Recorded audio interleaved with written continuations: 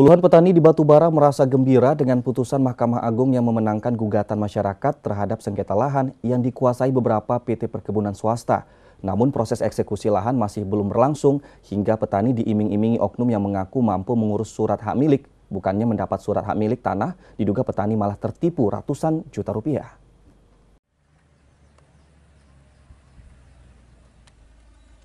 Kelompok tani atau Poktan Rukunsari, Kelurahan Perkebunan Siparipare, Kecamatan Sesuka, Batubara, merasa sangat terjolimi. Pasalnya, gugatan sengketa tanah antara Poktan Rukunsari dengan PT MH berakhir dengan putusan Mahkamah Agung Republik Indonesia secara resmi memenangkan Poktan Rukunsari dan menyatakan tanah seluas 60 hektar di Kelurahan Perkebunan Siparipare secara mutlak milik masyarakat. Mirisnya, di masa pandemi COVID-19 sejak tahun 2019 lalu, PT MH malah menanami dan menyewakan lahan kepada pihak lain tanpa sepengetahuan masyarakat, hingga akhirnya Poktan Rukunsari mendirikan posko dan berjaga secara bergantian di area lahan guna memperjuangkan haknya sesuai putusan Mahkamah Agung Republik Indonesia. Kami berharap kepada pihak pemerintah, baik dia pemerintah kabupaten, provinsi, dan pusat, agar segera mengembalikan tanah tersebut kepada kami, kepada rakyat, pemilik yang sah. Itulah harapan kami.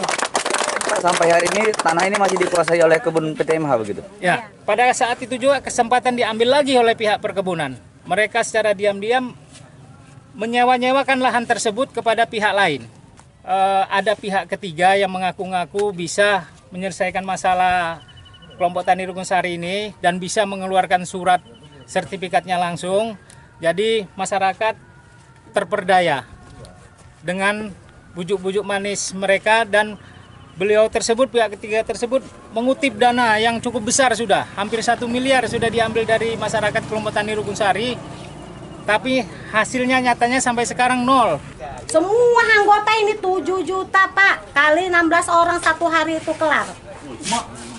16 orang tanpa dicicil. Gimana ya merasa ditipu kali lah Pak. Kalau nggak ditipu ya kita gimana? Janji dia itu manis sekali, tapi nyatanya sampai sekarang mana? Jadi Bu, harapannya gimana nih Bu? Harapan itu ya uang itu dikembalikan lah Pak. Macam mana caranya dia mintanya enak. Kembalikannya harus lah Pak. Kasihan loh Pak anggota-anggota ini Pak. Sementara itu, RH alias Asun ketika dikonfirmasi via WhatsApp dalam kondisi offline dan tidak memberikan jawaban. Kelompok tani ini berharap pemerintah Batubara dapat membantu proses eksekusi lahan, dan kepada RH alias Agun, warga meminta agar dirinya segera mengembalikan uang petani. Jika tidak dikembalikan, maka petani akan menempuh jalur hukum.